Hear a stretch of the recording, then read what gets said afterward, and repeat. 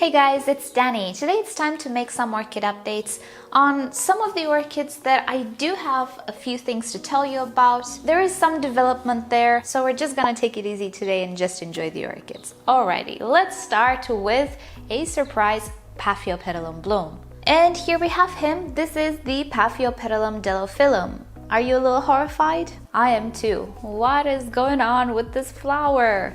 Well, sadly, it's trying to be peloric. And in the case of Paphiopedilums, the peloria means that the petals are trying to obtain the shape of a pouch. And I don't know about you guys, but I'm a little horrified by what I'm seeing. So let me get you in closer to show what I mean. In the middle, we have a pouch, which is a distinct feature of Paphiopedilums. That's why they call them lady sleepers. And the petals are pouch-shaped as well. They're not a true pouch because peloria doesn't necessarily mean that the petals will be exactly like the lip, but they're trying to take the shape. And in this case, this abomination happened. Now, mind you, it is interesting, it is surprising, and I can see how some people might be quite happy that this happened. I personally am not. I'm not a fan of peloria in this way. Now, if you're new to orchids and you don't know what peloric orchids are, check the description down below. I have a video about it. I talk more in detail there. But pretty much any orchid can be peloric. Many times peloria is an unstable gene. And just to clarify the air, because I think somebody understood wrong what I'm trying to say, it doesn't come and go, the gene itself. The gene is always there, but it can show or not. That's what I mean by instability. What makes it show sometimes and other times not?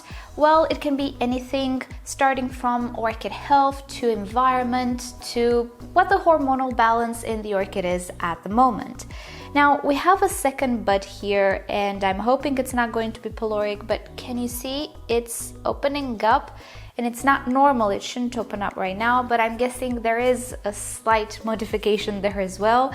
So yeah, if this orchid is peloric like this, I'm afraid it's gotta go. About the orchid herself, I purchased it last year and I can see clear signs of sunburn. So when I purchased it, this was the new leaf. And look at it, it actually has texture-wise clear signs of burning. Here in the back we have browning as well. This is a leaf that grew in my care. I've always kept this orchid under my LED panel, so no chance of actually burning there. So maybe the stress that this orchid has been through before I purchased it, maybe it has something to do with the current flower, I don't know. The thing is, this is the first time this orchid blooms. I don't see the existence of any fans, so I'm gonna keep it until the next bloom, most probably, because the orchid herself, foliage-wise, is actually really appealing.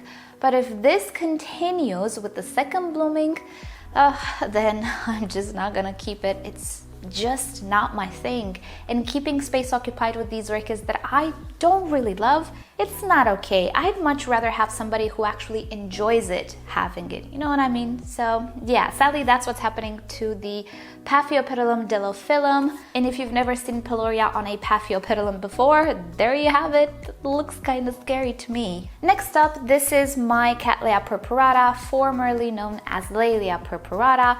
You might not remember because I didn't make a big case out of it. This I purchased as a fairly young orchid, and the first bloom it ever created for me was, well, not peloric, but it was lacking the petals. So imagine just like a windmill with 3 sepals, a lip, looking gorgeous, but without petals.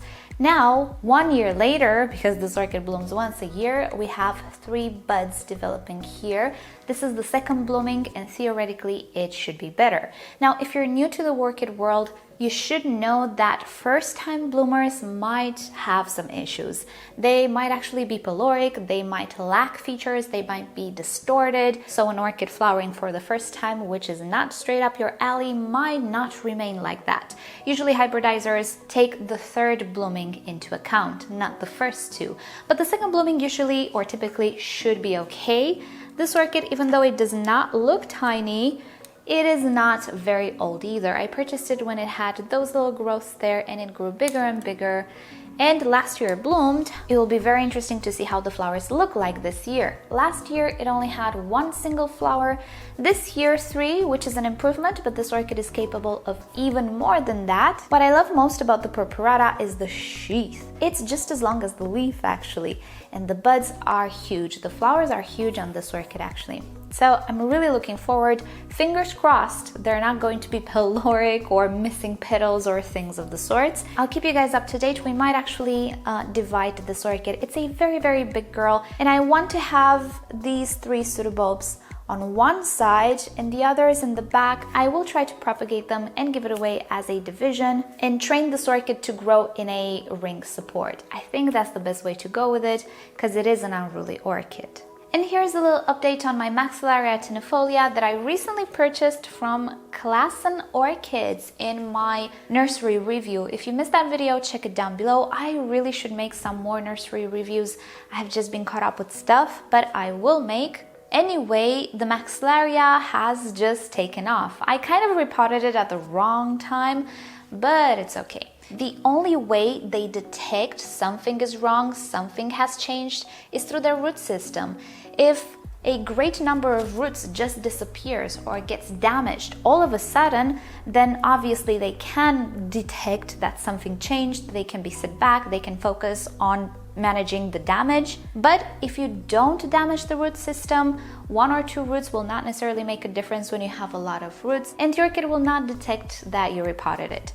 It's the case with the Maxillaria as well. It took off, it's producing new growth, and I do believe we have buds. I peeled off the sheaths just a little bit, but side note, do not remove the sheaths of Maxillaria tenuifolias. These sheaths protect the roots, which go down from the top all the way to the bottom in most cases. It's like a canal.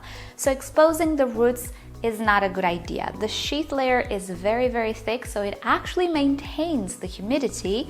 But this little bud here was already poking through, and all I did was peel off just a little bit these sheaths, not more than that. And at this point, I am noticing that the ring support might have been in the way. So let's just give you guys a close-up. Here it is, the difference between new growth and buds. This here is a new growth. New growths look very pointy and they look like they have multiple layers. Buds don't look that pointy, and if you can see, they have a little bit of a belly here on one side and they're pointing towards an angle. They're not as straight as the new growth. And also, I do believe that buds show up further down than the new growth. And on this side, I do have a better example to show you. So if you take a look at this growth, you can see the bud right here. But here we have a new growth that I can see through the sheaths. So from the same place, theoretically, you can have both a bud and a new growth. Practically, it's not really the same place. The bud is sprouting further down, somewhere here, while the new growth is sprouting from here. So overall, the Maxillaria is doing great, and I am excited because if you remember, the reason why I purchased it, even though I have one, is that mine doesn't really smell like coconuts. Everybody is mesmerized by the fragrance, and all I can detect is just some vegetation type of fragrance. So either it's my nose not detecting the full spectrum of the fragrance, either that's something else, maybe a variety which is not as fragrant, maybe a different species altogether. There is another Maxillaria that looks very, very similar to the tenuifolia, but it's not. So who knows? I really wanted to give it a go with another Maxillaria from another source. So fingers crossed that I do detect some coconutty smells and not just grass smells. Because if it's the same fragrance, then the problem is my nose, and I cannot really do anything about that, sadly. Next up, some sad news on the Renanthera citrina. I think this update will be mainly focused on blooms, maybe not. But anyway, yeah, the flower spike, can you see? It's yellow, it's spent, it did not want to develop anymore. I don't really know why, to be fully honest, because the other 2 Renantheras next to it bloomed beautifully. Well, the Renanthera and its hybrid. And PS, if you missed my video on Renanthera Care, where I show you both of them, check it down below in the description. They're wonderful, wonderful orchids, still in bloom, they still have a few more flowers. The citrina decided to abandon her flower spike. And Yeah, maybe it had to do with the drought. Maybe because it's the second blooming. I don't know. It should have flowered, but something definitely went wrong. One thing that I can actually think of is the stress it went through last year. I actually had a little bit of rotting going on because of all of this happy sap. It's just sugars, it's just sap. And I had to shower it and clean it off, and everything was okay. I didn't have crown rot, as you can see, but this leaf, do you see how tiny it is? It shouldn't be this tiny. So definitely there was some stress there. The other leaves look okay. So she's recovering. Maybe there was some stress there. It's the only thing that I can think of about losing this flower spike, but yeah, it's a shame. Hopefully she will create another one this summer, but I doubt it. I'm happy though that I don't see any more signs of rotting or stress here because of the happy sap, but it's one of those orchids that I need to shower from time to time to supplement the rain that it gets in nature. And now that it's hot outside, I can actually do so outside without the fear of causing crown rot, which is something very common in homes. That's why we don't shower orchids. It's not like in the forest. But now I can definitely shower it and get her rid of this sap, which otherwise would have been washed away by rain. Other than that, I really don't see any reason why she would lose the flower spike. We have roots. Everything seems okay, but yeah, no citronelle blooms sadly this month. Alrighty, next up, are you holding on to your seats? Here we have two beautiful variegated orchids, and you'll never guess what they are. This is the Sederia japonica variety Minmaru Shima. It's the variegated variety. It's coming from Orchids Deluxe. I swear that store is my Disneyland, but I'm trying to hold back on the whole Phalaenopsis and hybrid situation. I'm now holding back on Oncidiums, as we all can see. And here we have an Oncidium, which is not coming from Orchids Deluxe. It's from Wickman. It's the Catherine Zoke variety, actually variegated. Do you remember my history with the Catherine Zoke? I had one that I saved from the flower shop. It looked horrible. I didn't really know what the flowers would be like. I tended for it, I made it healthy, and it bloomed over and over again with gazillions of flower spikes. Not really, but close. It was the Catherine Zoke. And that plant was just so vigorous for me always until I moved here. I think I lost it in the Fusarium outbreak. It went from healthy, vigorous orchid to very sick, very fragile orchid, just like that. And since then, I didn't really have success with these orchids. So my orchid friend actually sent me these two variegated orchids because she knew that I really wanted them. There's another Oncidium, but there is no account or picture of it on the internet, so that will be a surprise when it blooms. I'm gonna show it to you. I'm gonna mention this moment right now. It doesn't look like anything right now, but these two, oh my goodness, they're variegated. Now, if you don't know much about variegation, if you're new, check my description. I do have a video, of course, on variegation as well. I am wondering if one day I will run out of subjects to talk about. I don't know, it's been 6 years. The precedent doesn't really exist yet. Anyway, this one has buds and flower spikes, so I'm really looking forward to the flowers because they smell beautiful, very sweet, very syrupy. And regarding the Sederia, oh, hold up, let me show you my older Sederia. Hold on. Okay, here's my older Sederia. This one is a variety as well, variety Minmaru. Okay, I think Minmaru refers to the miniature versions of the Sederia. Generally, a Sederia looks more like a mini Phalaenopsis. It's not so tiny. So this one I got from Orchid Garden, and it was a little stressed when I purchased it, I think for my birthday, yeah, a few months ago. And it created this leaf, which is longer than the previous ones, but definitely much slimmer, can you see? But anyway, ever since I purchased it, she is actually growing actively. I have quite a lot of roots growing, which is great. Don't mind the water. I watered it literally 1 hour ago. And usually this water disappears by nightfall, and if it doesn't, I'm just gonna throw it away. Sorry for mentioning this all the time, but for somebody who lives in a cold climate, it might come as a shock that in very hot climates or environments, let's put it like that, puddles of water are absolutely fine. So yeah, this is my older Sederia, but it's not so old, 6 months maximum, and it is actually the same variety. It's just that this one is variegated.